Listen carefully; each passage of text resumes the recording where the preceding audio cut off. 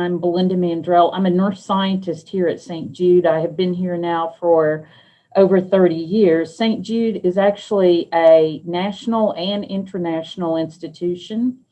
We are the largest hospital in the world that treats specifically children with cancer, hematological diseases, and immunodeficiencies, particularly HIV. But I did a retrospective trial looking at what was the typical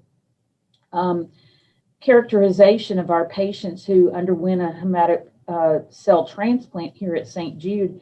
And what I found is that about 75% of children that received an allogeneic transplant, so a transplant from a donor, 75% had documented grade 3 oral mucositis.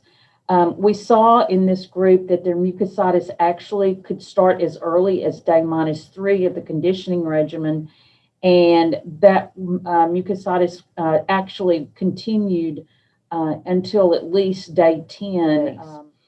We treated patients with acute lymphoblastic leukemia and acute myeloid leukemia after completing treatment of 40 patients, and we looked at the efficacy. So we used external photobiomodulation.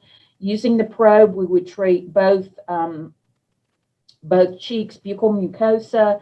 We would treat submandibular. We would treat bilateral cervical. And if the patient allowed, we would use, the patient could open their mouth, and we would shine the red light into their mouth.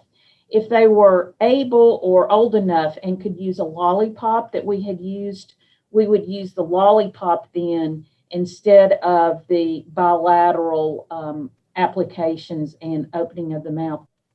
The therapy was very well received by the patients and by their families.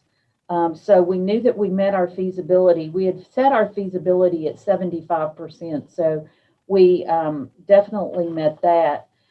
We wanted to at least reduce mucositis by 50%. Out of 40 patients, we had 8 patients that did develop grade 3 mucositis. 3 of these patients had grade 3 mucositis for only 1 day of an assessment. 5 had mucositis between 2 to 5 days.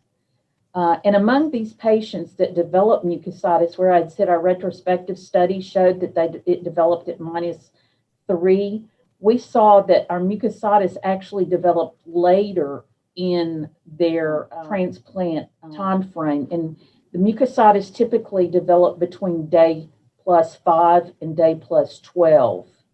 And of those 5 patients that had the mucositis for more than 1 day, the range was only 2 to 5 days, and it was only 1 patient that had the 5 days.